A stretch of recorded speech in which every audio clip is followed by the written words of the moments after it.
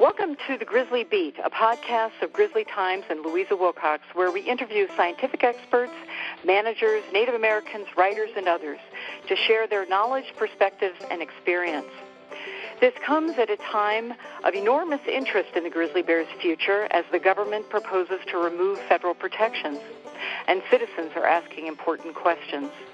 We hope the information shared here will help listeners shape their own answers.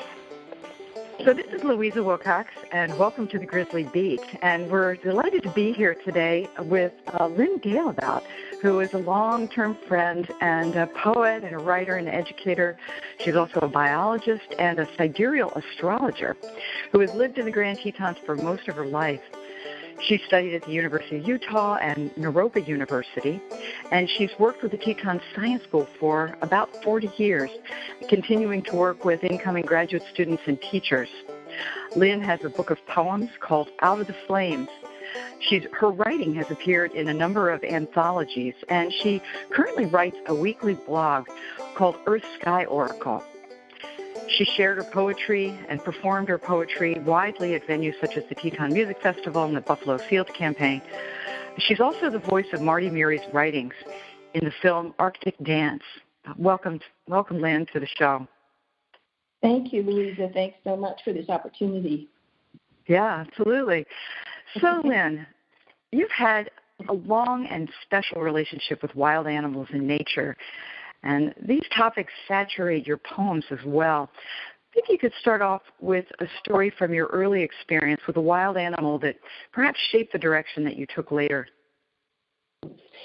All right. That sounds great. Yeah, I basically grew up in sort of a wooded neighborhood at the base of Mount Olympus in Salt Lake City, and really just grew up in probably what I call back then more the urban wild, because Alta was sort of my second home. We'd hike the trails of Wasatch Mountain, thanks to my parents.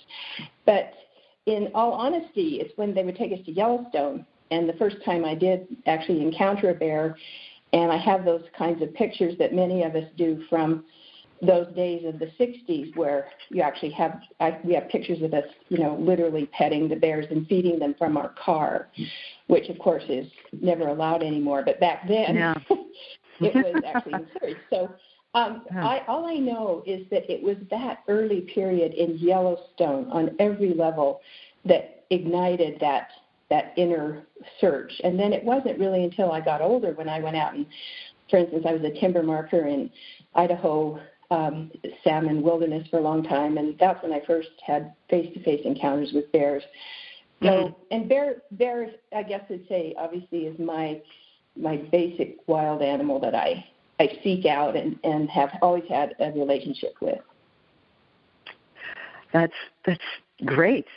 I think we both share that sense of bears as the center of our lives. So absolutely. And that's something you and I that go, again, our friendship and how long it's lasted and your role in my life, in terms of your inspiration as especially an activist leader, has been huge. And so you have many tales yourself, I know, with those encounters. Absolutely. Well, thanks, Lyn. So long ago, you developed kind of a personal practice that relied on immersion in nature and wilderness as a spiritual inspiration for your poems and your writings and your performances. Can you share a bit about what that practice means to you and how it started and how it may have changed over time?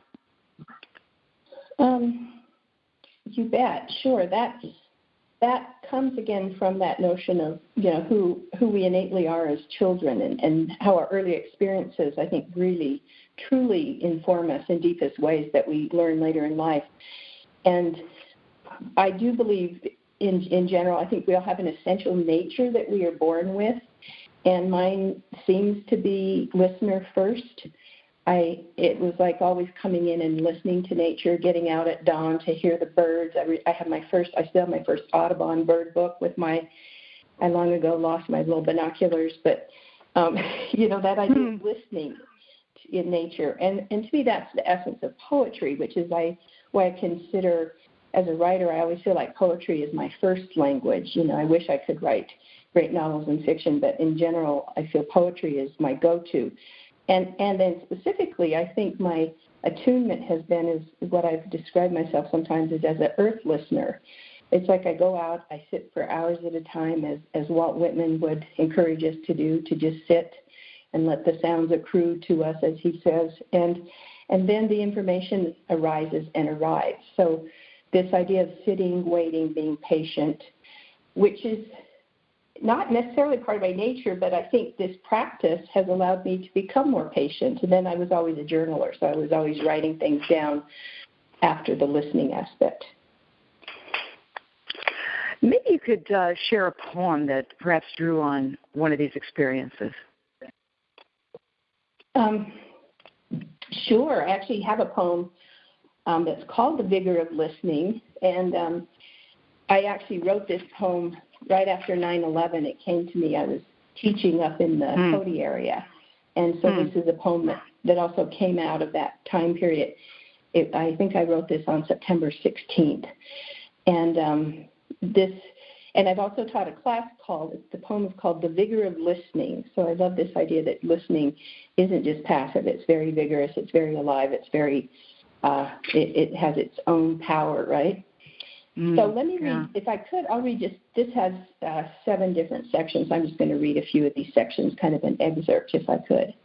Yeah. And this is hopefully, I'm working on the second book of poetry called Earth is the Book, and this is one of the poems that will be in that book. So the Vigor of Listening.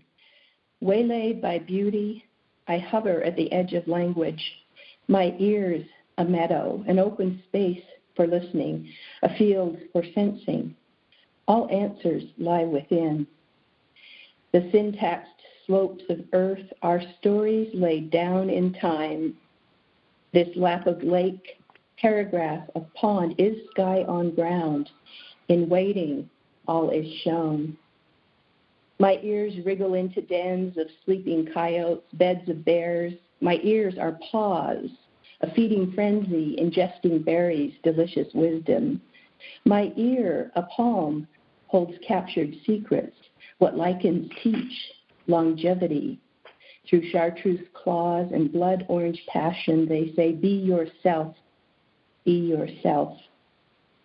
The scent of sage sentences scroll the air, no verbs, no words, just joy. So that's the vigor of listening. Wow. So the story's laid down in time. Yeah. In the earth, All of yeah, that too. Absolutely. I've always thought of geology that way, like those layers. Yeah. I love to study geology too, and poems are. I once heard this great thing from more of an artist, but he talked about how poems were just waiting there to be. They're waiting there. They're waiting to be grabbed. They're just like a poem is sitting there, and if you walk by, you'll be the person that grabs it. So that's another approach I've had to trying to find good poems. like a luscious fruit, just. Yeah. I can't remember if he was a musician, a famous musician. I'll have to track that quote down because it always stayed with me as part of my own process. Yeah. So, Lyn, we shared an experience not too many months ago in Jackson, the land of your home, and witnessed a treaty signing by a number of different Indian tribes in the West who were concerned about grizzly bears and the future of grizzly bears. And that tied into a dream that you had many years ago that helped shape your vision and who you are today. Can you talk about this experience? Yes, that was so powerful. And again, to share that moment with you, Louisa, and it definitely makes me emotional thinking about the power of that day. Pardon me. And it was so moving, wasn't it, to see that historic treaty being signed in this room in Jackson Lake Lodge, and the hours of storytelling, et cetera. And again, I do want to honor you for you greatly facilitated that happening. So thank you for being part of creating that this whole shift that's coming on every level. And the tribes really did that. That was their doing. Yeah. But we're all grateful for that. Exactly. And that we are now in this pause in the delisting process is huge and wonderful and gives us, again, time to listen and take a deep breath. So, yeah, in 1983, I was actually part of a performance art team. We were called the Headwaters Performing Arts Consortium, and you know this because we actually performed at one of the events of Greater Yellowstone Coalition when you were the director way back when, right? Mm-hmm. Right. And we even got to, one year we were hired by Yellowstone to come and work with their interpreters and sort of bring arts into the curriculum of interpretation, which, so this is back in, the early 80s, which is really fun. And so as I was preparing to write something for that, I basically had a dream about this giant grizzly. It came to me. It was like 25 feet tall. After the dream, I called it the Pleistocene bear because it was just not an earthly bear. It wasn't an earthly bear. And basically in that dream, it was this notion of I took dictation internally and then wrote about it, about guidance and inspiration from the element of bear. And it's like a door opened, internally with that dream. And over the years, I have had what I will come to call many shamanic dreams about Mother Bear, and is what I came to know her as was Mother Bear. And so when I heard the tribes talk about the Mother Bear who was always their ancestral guide that came to them, and that is so tied to this question of what the water is life, it just gave me chills. And if I could read, there's this one small section there's this poem I wrote. This was back from that period in 1983. It's called In a Bare Voice. And so the voice came to me, and here's what it said. It said, "Come away from the edge of your wall of belief, a fence of fire burning needlessly. Try, for our sake, to step away from your ancient fear and hear what we have to say. We've always shared the earth. We've always shared the earth. Here first, long before you saw sights you'll never see. Ask us of history. Ask us what we know of biology." That poem was from that period. Wow. Well, of course, the Native peoples had so many stories of of the bears being their teacher and basically showing them what they could eat and what plants were good for medicine, and they literally were teachers in their worldview. Absolutely, yeah. And I remember learning. I remember learning because I was studying botany and in my biology degree, and I remember learning about kind of both, just always researching this idea of the link between the herbal component. For instance, green gentian comes up first thing in the spring, and that's what the bears often gorge themselves on, and it causes a purge in your body. So learning about the plant, and then also its form, which is natural medicine, which is also something Mother Bear has been the teacher of, for sure. Mm-hmm. It's phenomenal how powerful the dream of the bear and the reality of the bear for tribal people has driven this unprecedented, upwelling of concern about the Fish and Wildlife Service's proposed delisting and the hunt.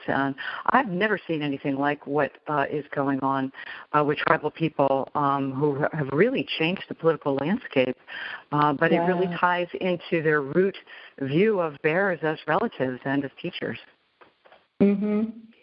And finally, oh my God, I think that's why that meeting for me was so emotional, Louisa, still is, is that link finally between the sacred and our politics. And anytime I've, for instance, gone up and given testimony before the interagency grizzly bear gatherings, always I, wanted to speak to that idea of the sacred with the bears, and I would, and then sometimes you feel it falls on deaf ears and like, oh, there she goes again. But nonetheless, we show up and we speak our truth.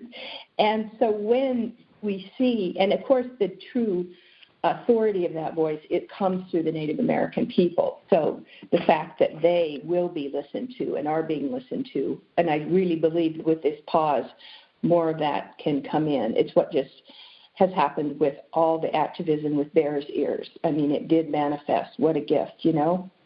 Mm-hmm. So it's a turning point. Absolutely. I feel that. Mm-hmm. Yeah, I feel that they have the potential to introduce into the political debate a sense of spirituality and sacredness that is absolutely missing in having gone to so many meetings over the years. Yeah. Oh, I know. Yep. I think at some level, I think everybody's hungry for that. Or many people are hungry for that, even in the political process, and it's trying to find a way to language that. How do we honor that while still being, scientists or, right? Agency people? Right. I respect they have a tough job.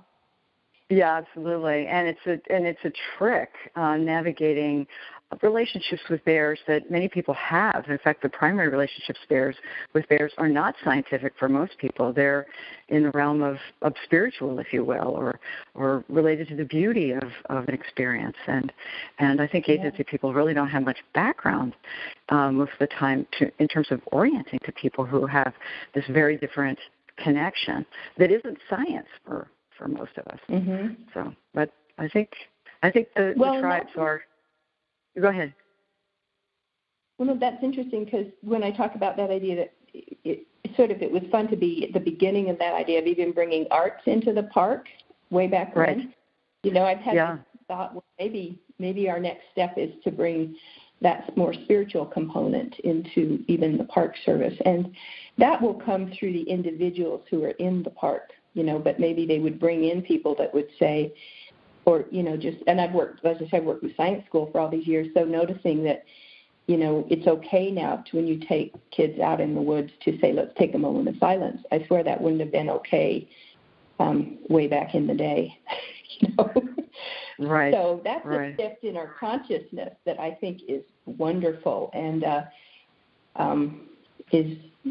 we need to model more of that so it becomes safer for people to do that. Right. But speaking of a shift in consciousness, it seems to me that some of these celebrity bears that live by the roadsides in Jackson and Yellowstone Park have really sparked the change because people can see them now in a way that you couldn't 25 years ago by the roads. And you had a really special experience with a very famous bear, the matriarch 399, who was first spotted in the Jackson Hole Valley somewhere in the early 2000s. And maybe you could talk about your experience with her, watching her raise her cubs, and including last summer when she had a new cub out with her. What did 399 and the bears in her family teach you? Oh, endless joy and reverence and just gratitude for one thing. But I feel very fortunate, along with many of us who lived through, especially those early years of the 2000s. I really started watching her around 2006, 2007, and that's when I became absolutely addicted. I would go up as often as I could. I would hang out with 10 or up to 20 different people, but not that many of us were out there all the time watching them. And remember, there was no wildlife brigade yet. They were mainly photographers. Everybody, I think, was respectful. Yes, there was a sense of sometimes getting too close. And so what I observed was absolutely how the bears were teaching us respect. I mean, 399 is, because she is to me the great matriarch and she has that calmness about her versus her daughter 610, who is another favorite bear of mine but is very fiery, bluff charges people. I was bluff charged by hers once from a safe distance. But, they had a different style of teaching us, like, hey, you're getting too close. And then a lot of that had to change when all of a sudden it's as if they became more famous. And I want to tell a story about my favorite ranger, Chris Flaherty, who's been there for years. You know Chris, sure. right? Yeah, so Chris... No, I don't. I mean, no.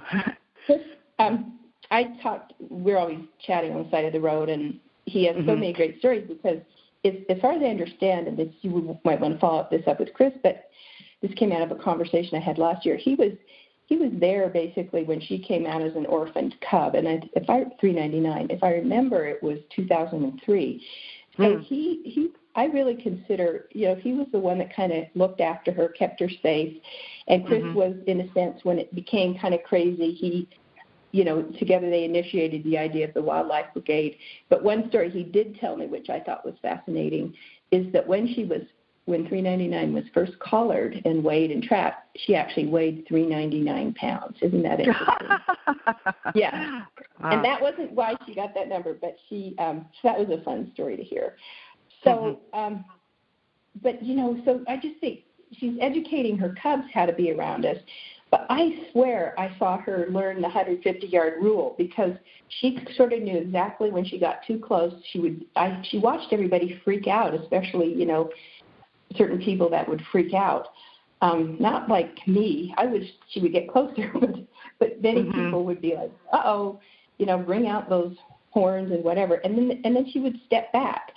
And so I really feel, of course, and know she's so wise, and she is as much a teacher to us. And I am forever indebted to her as being a roadside bear. Now, I know that term is controversial, and I kind of consider it's more those bears that are more visible. And yes, there's science that says, well, they stay near the road because their cubs feel more safe, and that probably all of that is true. And at the same time, I have this feeling, I've been writing about this, that it's as if 399 is the earthly incarnation of that ancient mother bear. She just carries that energy.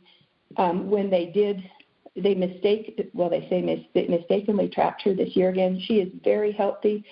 She has the teeth of a bear that's like 10 or 15 years younger. I mean, she's an amazing bear, and I don't know, I don't know if we'll have this kind of connection after these particular tribe of bears leave, because it's almost like it was an age of learning. So that will be interesting to see what happens in the future. Yeah, and she's getting old now, sort of toward the end of certainly her reproductive years at the age of 20, which is a very, very old bear. So yeah, and yet she's in, maybe she just, I don't know what she'll do, right? I mean, you're more on top of that. You and Dave probably know a lot of that science more than I do, but that was interesting to learn that she's still got a lot of years in her, it sounds like to me. Yeah. I mean, if we would just keep the respectful behavior going and the like. Absolutely. Yeah. So, Lyn, shifting gears into another major love of your life, you've been an astrologer for many years, as long as I've known you, I think. How has your work in that field changed your perspectives? Let's see. I kind of came to that. I'm totally out of the blue. I never, ever in my life imagined I would even be an astrologer, and it is one of the ways I make a living. So I think being that listener I spoke about, and I've always had a lifelong love of astronomy, as much as the Earth. I love staring at the planets, learning about them. In many places I've lived in Wyoming, I had to ski in the middle of the night and be guided by the stars, literally. So I've, just the beauty of the universe. And when I had my chart read when I was younger, I was still in college, the information was so startling and true and shocking that I just began a self-study. And so I continued to work with that. And I'm a sidereal astrologer, which means real star time. So I work with the true galactic alignments over time. I also love to write about political astrology, because I think when you analyze, for instance, the charts of certain people, you see, again, the overall trend of a person's soul. Nothing's set in stone. The planets don't cause things to happen. It's just a mirror. So and that's why when I created my website or my blog, I call it Earthward, which is really my poetry and writing, and then Skyward, which is more my astrology and sharing that. And then again, the linking of the two is important to me. Right. Well, of course, in the sky at night, you can often see the Grizzly, the Great Bear constellation, Ursa Major, Ursa Minor, and of course, its connection to the North Star. And that constellation has always had a special meaning for you, and maybe you could explain why. Yeah, and again, that may happen before I ever studied astrology. I was just like, there it is, the Great Bear, and that was, obviously I love Ursa Major especially Ursa Major, because it is the Great Bear. But it also, as you study it from the storied perspective of astrology, it's all about the right use of power. So it is actually associated with either trying to overpower people and control them from the outside using like external force. And it was, if you go back in astronomy and study it, it was during a certain period of time, it was sort of our ruling constellation, and that would be back in the day when there was brute force and empires and just a tremendous use of warfare and force. But it also symbolizes to be empowered from within, which is, again, to me, when Great Bear comes to us, it's about knowing your power from within, knowing your inner power and your gifts. And so that's, to me, this difference between power versus force. Are you someone who comes from your inner power, you trust that, you're calm with that, or is it trying to work from this old way of forcing things?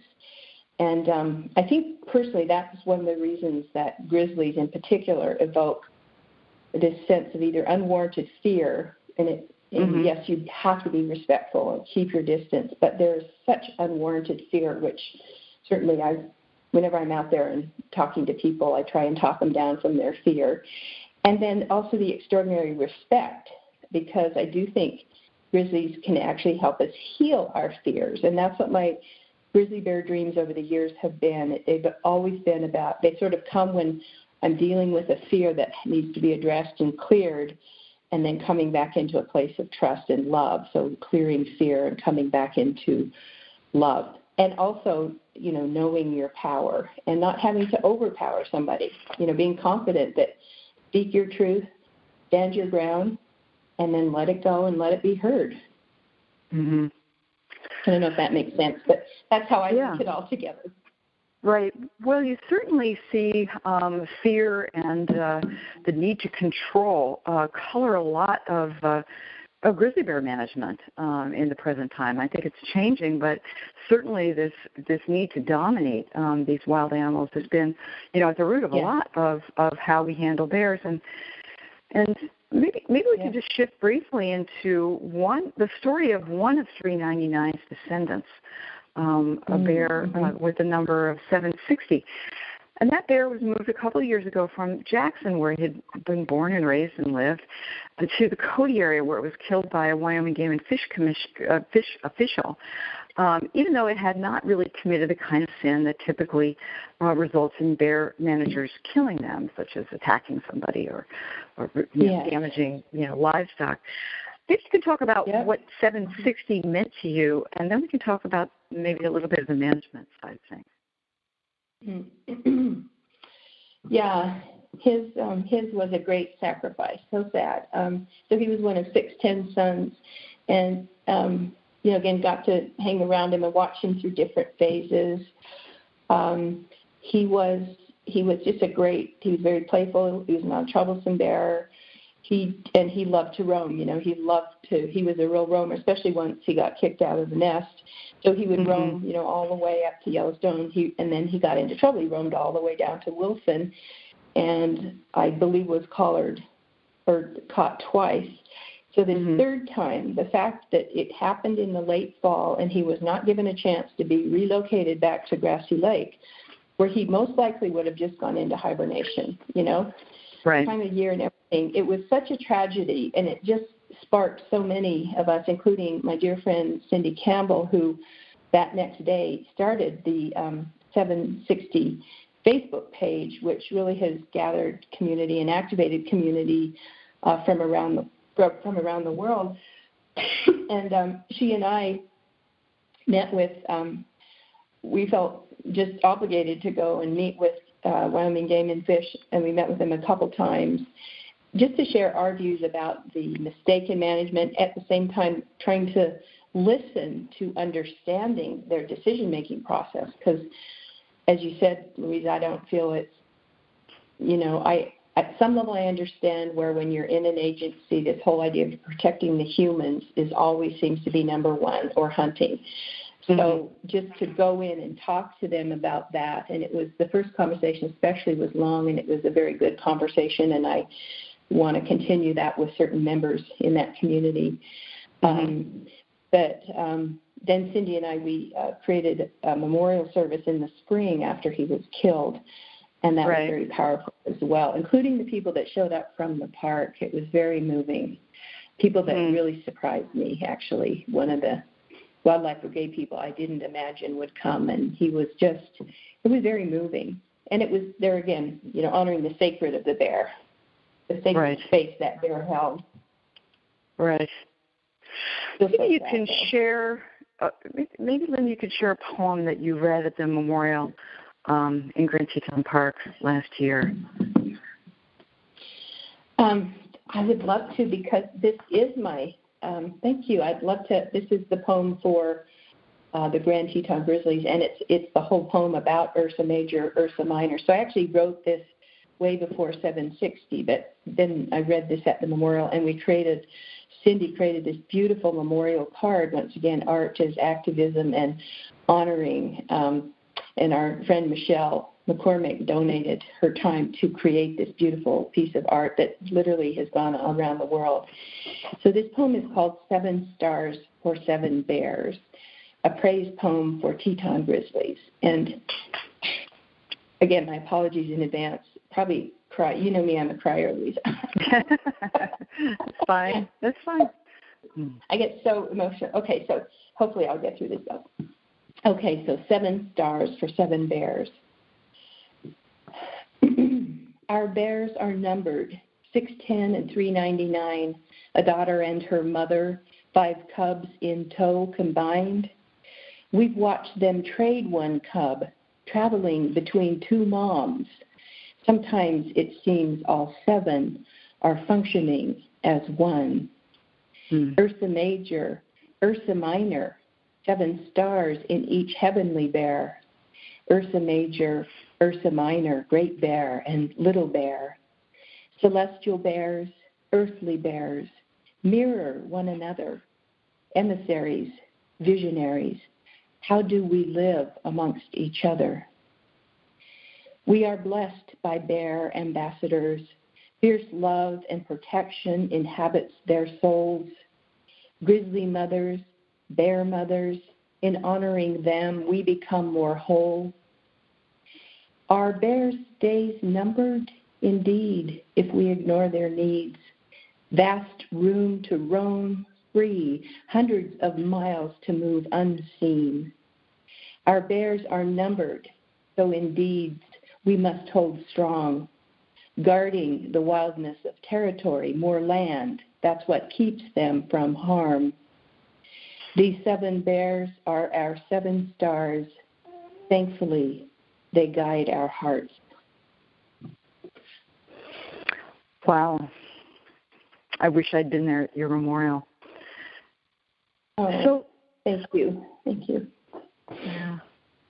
So then you mentioned a moment ago that art to you is a form of activism, and that we all have a responsibility to play some kind of role in making this world a better place for nature and ourselves.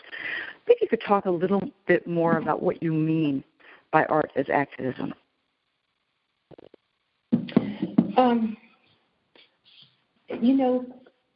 The idea of creativity, and so when I say art, at some level, maybe I should even say more creativity, because I consider scientists some of the most creative people I know, especially when they're willing to think outside the box.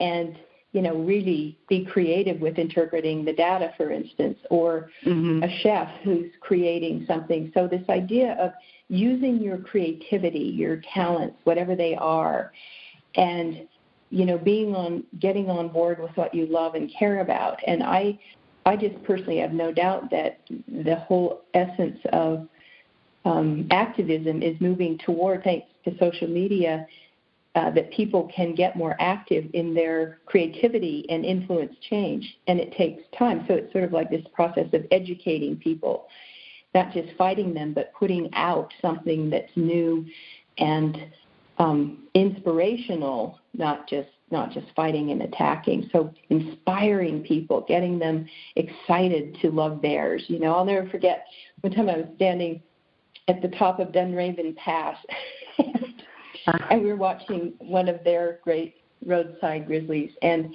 this biker from the Midwest pulls up, and he's watching the bear. I lend him my binocs, and at the end of it, he goes, "Don't you just feel more wild watching that bear? I just feel like I'm wild when I watch that bear. I just love that bear."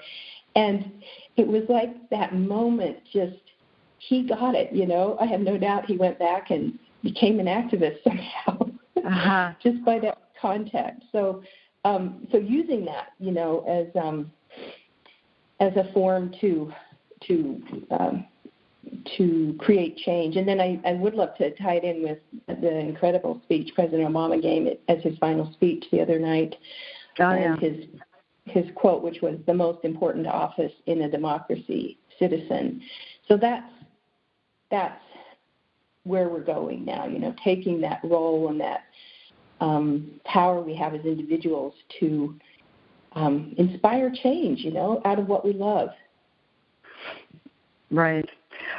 Well, certainly Obama drove that point home the other night, and actually through his presidency. And this maybe we can shift gears a little bit, because you've been a political player and an activist for as long as I've known you. And I've always been kind of curious about how you see politics as a mirror that reflects what's happening in the stars and the sky. Maybe you can share your thoughts on that and share an example or two. Well, in all honesty, I feel like I'm not. Sometimes I wish I was more out in the streets, and running I thought I might be running a nonprofit at some point, but then I think coming back to that idea of what is your essential nature, what is it you love to do, how do you want to interact with this? And so one thing I've discovered is that through astrology, I really can write about politics. And people, yes, some people get pissed. I just wrote a whole piece on the chart of the incoming president-elect, and I laid it out as I saw it, and I think that information can be valuable for people. And yes, I have a lens through which I see, and I am going to write, as my final tribute for President Obama, I am going to write about his chart and publish it on January 20th, because he has been, as I call him, the educator in chief. So I think that that my form of activism is also changing right now for all of us. I have just been in a deep internal space since November, just going, what's next? What do I do next personally? What do we do next? But also because of that, what is my role and how can I assist? And so when he talked about that as citizen, and I just think these are revolutionary times, and we're coming into a time when there's going to be, in my opinion, a chaotic, alarming lack of leadership from the top. So we will all be finding our new power and voices and gift.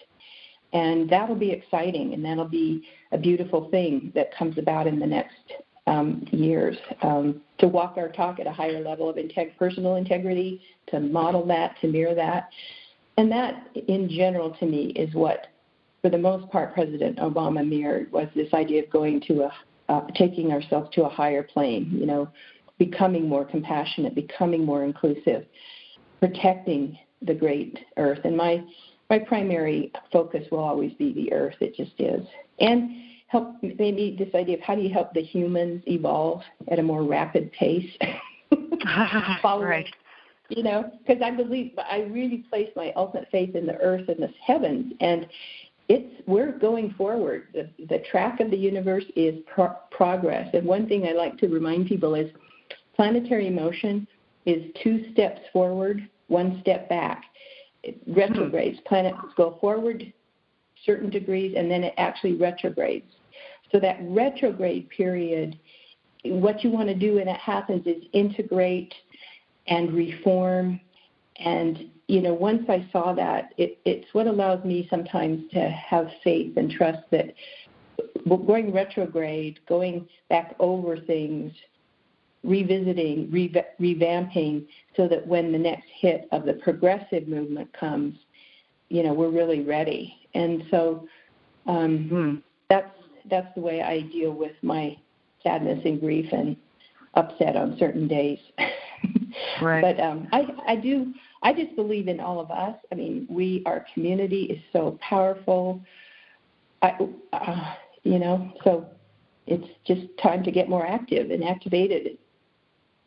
Right. And certainly there's an urgency with how rapidly we're changing the climate to, you know, radically change the ability of this planet to be inhabited by people, let alone, you know, wildlife and nature. So there is a sense of urgency to move forward, it seems. Yes, absolutely. So as you look forward to this, you know, new trajectory and new political climate that we're in, what's the role of bear power in all of that?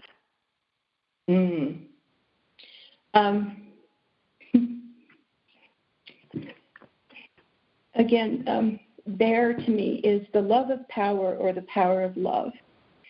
And so I think, you know, sometimes I have this, maybe I'll turn this into a book because it'd be a fun kid's book. I get this feeling like when I watch 399, yeah, maybe she is a little tired of raising batches of triplets all the time. And then after, there is no doubt the loss she faced with Snowy was just, we experienced her heartbreak. We got to watch her return those 2 days after. And, you know, so this sense of even her, like, is she going to become the philosopher bear, you know, and she's going to be teaching us new things, and maybe she'll be coming more to us in our dreams, and maybe more people will be having these dreams.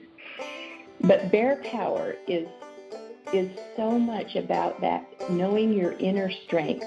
You know, it's not wolf, which is very tribal and communal. It's very knowing your inner power and protecting what you love. That's what bear is. Well, on that note, Lyn, this has been a great conversation. We're here today with Lyn Dalebout on the Grizzly Beat. Thank you, Lyn, so much.